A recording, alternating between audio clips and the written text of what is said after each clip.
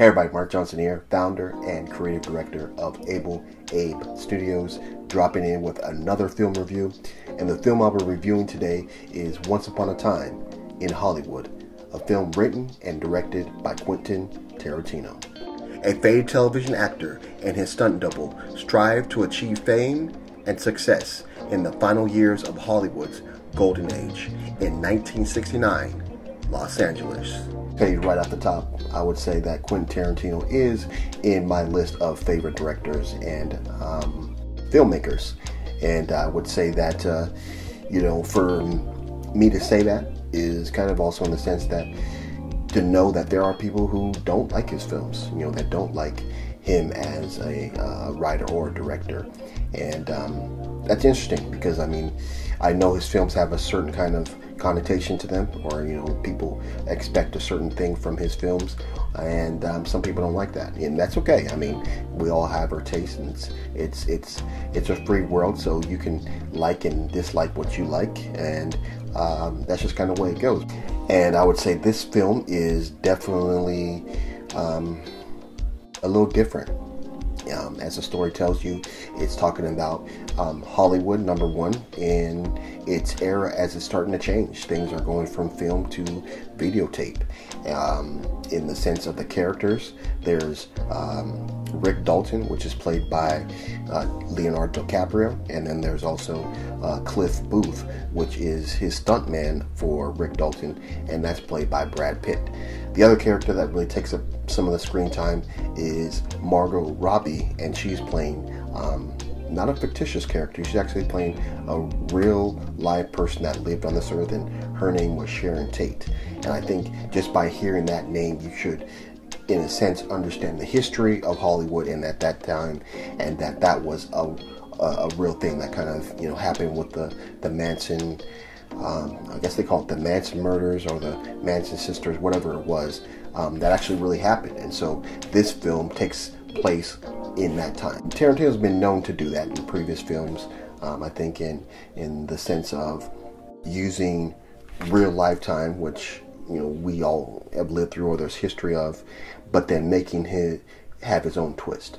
I think the two films that come to mind when I think about that is Inglourious Basterds with the Nazis, and then Django Unchained with the slave trade, which had stopped but was still going on in some places. And so he uses that backdrop in each of those films to kind of tell a story that has his own take.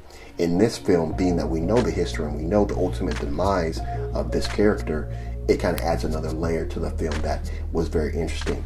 But the main focus of this film is really on Rick Dalton and his, changing career. We don't necessarily say dying, but you could go with that if you will. But it's more or less changing. At one point he was the rising star in all the shows and stuff like that, and then now he's become just the person that plays the bad guy, in a sense, in a Hollywood that was using or was starting to typecast people. And so with that, this film kind of goes. It's about 3 hours long. It's a 2 hour and 41 minute film.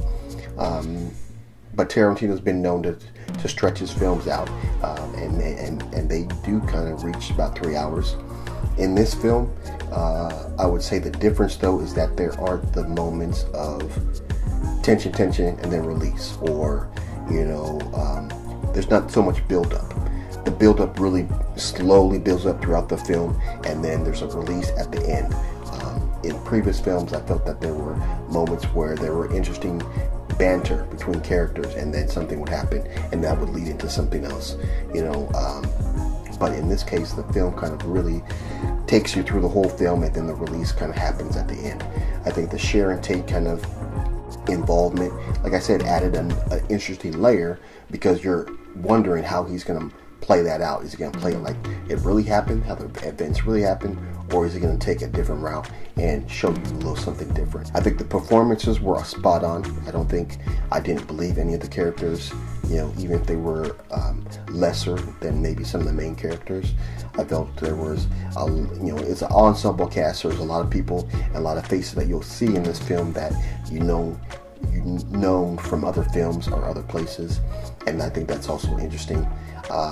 But again, people are known to want to be in Tarantino films, and when you can get even a bit part, you'll take it.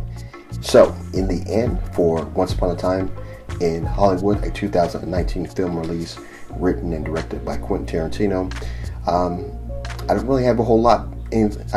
I don't really have much in a negative sense to say. I think this was a film much different than his previous films. I've learned a lot of things about this film, and I think it helped inform my viewing this time around.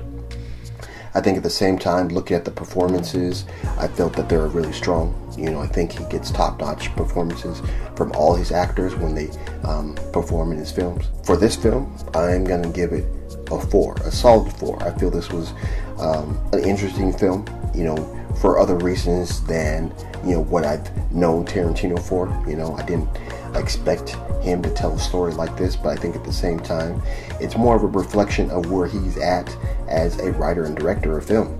I think it also references some of the things that, as he grew up watching films and learning about films and just being interested in films, how it reflects that sense of him. And then also the idea of, just kind of the story of any person who is at the top of their game at one point, and at a certain point have to relinquish the crown to somebody else. What do? They don't just go fade away. They, take other routes. They do other things. They find other ways to inspire and motivate themselves onto other things.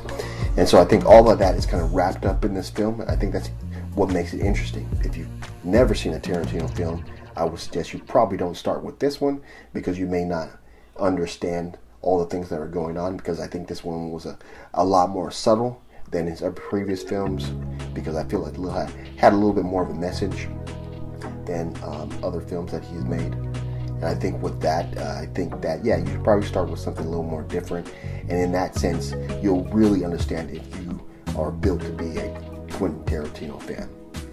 So that has been my review for Once Upon a Time in Hollywood, a 2019 film release written and directed by Quentin Tarantino. If you like this review, make sure to give it a thumbs up. If you like what I'm doing with the channel, make sure to subscribe. And if you have any comments, any questions, or maybe some concerns, or if you have a film that you think that I should review on this channel, make sure to leave all of those in the comment box below. And then lastly, if you want to be updated on any of my upcoming content, make sure to ring that bell so you don't miss any of my upcoming posts. And so, again, that was my film review for Once Upon a Time in Hollywood, a 2019 film release. And like we always do at this time, have a blessed day. I will see you on the flip side. Let's go.